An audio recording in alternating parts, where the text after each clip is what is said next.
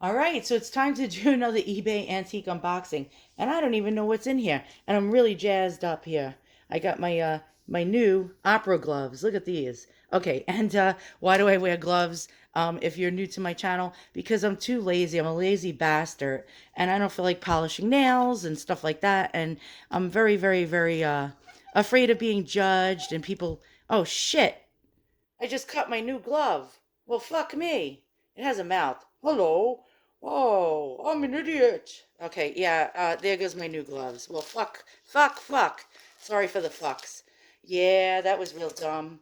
All right, I have to change now. All right, we have to do a change. A glove change, wardrobe change. Got four more pairs of different ones. Let's see, which one shall I wear today? I guess I'll wear these. Okay, so these are badass. Look at these. They have a big bow. There we go. Now I can't cut the finger off like the other one. And that was a real stupid move. Can you believe? I mean, I was never a rocket scientist, but that was real stupid. And how do I get this open? Oh, geez. All right. So here we go. I was so bummed out about my red opera glasses. I just got them from Amazon today. I was so excited to rock them for my video. And I cut the thumb off like a jackass. I wonder if I could sew the thumb back on, the tip of the thumb, that is, because I don't want to pay another $6.99 for a pair of cheap Chinese gloves. Dumb, dumb, dumb, dumb ass. This is turning into one of those like Russian Marushka dolls. Is that what you call them? Like you take one doll out and then there's another doll inside that doll and then, yeah. All right, let's see if we can ever get this unboxing done without any more calamities. So far I did not cut the thumb off of these gloves, which is like really awesome. Wait, there's more. So I got this out of two envelopes, and then now there's another envelope. Again, Russian doll time over here.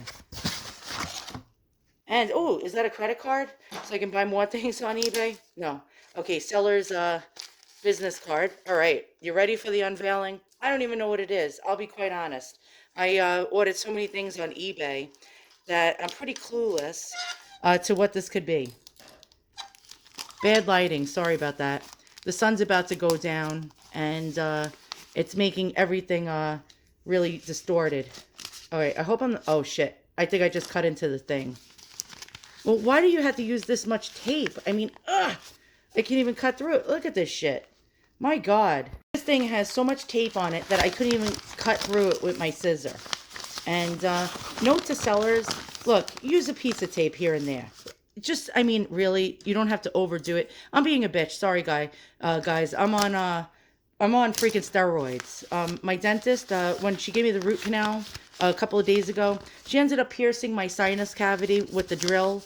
And it turns out I have a blazing infection in my sinus. And she put a hole in my sinuses by accident. And so I'm on all sorts of meds right now. And I'm sort of like sick.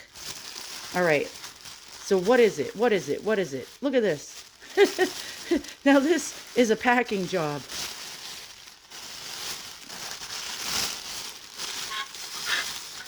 Oh, I know what this is. All right, I'm going to show it to you in a moment.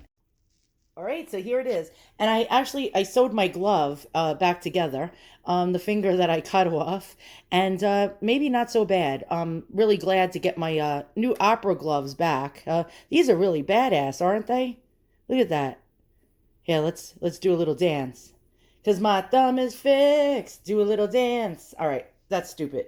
Okay, so this is what I got. So I got this, and you might be like, what the hell is that? It looks like a sack or a sock with dangly things. And this is Victorian. Let's go in there close for the tight zoom. And you see thousands of steel cut beads and a silver ring and a silver ring and some like little fringe rings dangling down this way. Here we go. It looks like little bells, actually. Nice and cool. And then on this side, we got the same thing. So we got a little tassel with little bells and beads dangling. And okay, so basically what this is called is a miser's purse. And a miser's purse was actually generally a purse carried by men initially. And it was sort of Actually catching on with women. So this went all the way back to like the 1700s, where it was basically a sock that men carried their belongings around in. And then the women said, hey, I could put my little things in there. And I sort of like that too. But the older women during like the early 1800s, late 1700s, all the way up to the Victorian time frame, like the mid Victorian to about the 1870s. The older women thought that if a woman carried that around, one of these miser purses, they were actually masculine. And it was a very like boyish or tomboy type of purse to carry around until eventually the old biddies stopped bitching about it. And then pretty much every woman carried a miser sack around with them. Now, what's really cool is these rings. So you pull one ring down. So one side of the purse would have held a coin, and the other side of the purse would have held the coin as well. So you could put like a sovereign coin or a half sovereign coin on one side. The rings would divide it, and there's a slit right down the center, and that's how you put the coins in. And so sometimes some of these bags would have on each end different kinds of tassels. So on one side, you'd see maybe pointy tassels dangling down, and the other side, you'd see round tassels hanging down. That's to tell you which side a certain coin was on. So, say you needed the sovereign coin, you'd know, oh, okay, it's on this side without having to, fumble around inside this sock shaped purse. So the reason why I believe they called these miser purses was because it was very hard to get the coin out of. And it was just, I guess, a nickname they called it. Now, how it works, let's check it out. Now, it's very hard to date these because they were made up until about, I'd say they started waning in about the 1870s and really went out of fashion in the 1880s, but they were still around that far, into the century. But again, they started around really in popularity in the 1700s, the late 1700s more specifically, to the early Georgian era, which was like the 1830s, 1820s, 1810, 1800 time frame. And now you can see the slit. There's a slit right here. Let's get a close. You see that? You see the slit? Okay, so you'd place a coin on, actually in the slit. You'd move the ring past it. So how it would work was you're going to move the ring past the slit, place the coin in the slit on this side, and have it fall down to one side, and then place your ring so that the slit is not opened anymore. And then you're going to do the same on the other side. And that's how it worked. Now let's check this out. Okay, so the earlier ones. Okay, so, here we go. Remember I told you that one side of the tassels would be different than the other?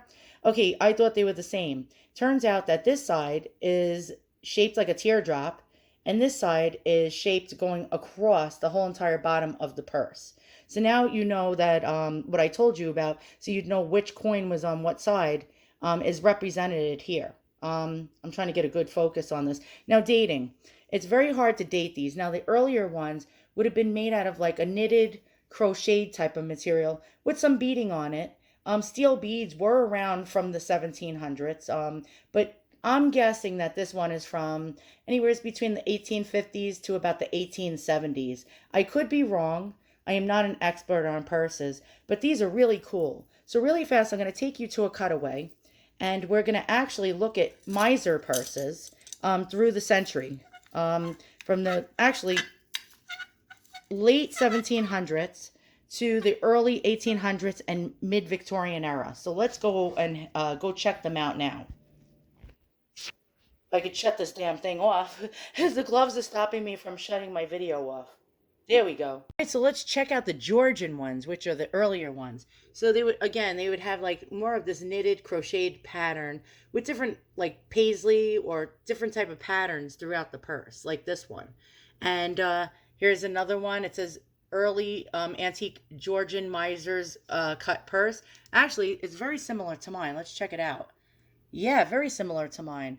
But then again, people attribute things or attribute things to a guess. Most people that sell things are not experts, and so you're not getting the full deal of information that's accurate. So I don't know if this is Georgian era or not, even though the seller says it is. You don't know that, but it is very similar to mine with a knit and steel beads. And again, it's saying that it's Georgian, 19th century, late Georgian, early 19th century. Very interesting. All right, let's go back. Let's check out some more. Here's another early one. And that is interesting. So you see it has two different colors knitted. And this one is an antique early one. And it was dyed. Interesting. It says buff colored with cut steel beads. And this one's only $47.93, which is a bargain, unless it has rips in it and missing beads. A lot of times you'll see also the color has worn out. This was once magnificent in color. Sorry, I can't even talk right now. My sinuses are infected from that root canal. I told the doctor that I was concerned about that, and it ended up happening. I swear sometimes I think I'm prophetic. Here's Regency era ones. Let's check this out. Wow, 11 of them. You get a whole entire collection for $342.33. And you can see the earlier ones were more crocheted and knitted, as you can see here. Wow, I wish I had $342.33 because I would love to have this collection at my disposal. This is badass. All right, next, let's go back to our Google search. And yet, here's another one. And here's more. And they called these also stocking purses. Really quite interesting. Now, this is a great article. I love this website talking about the early Regency or Georgian era purses. These were called reticules or reticules.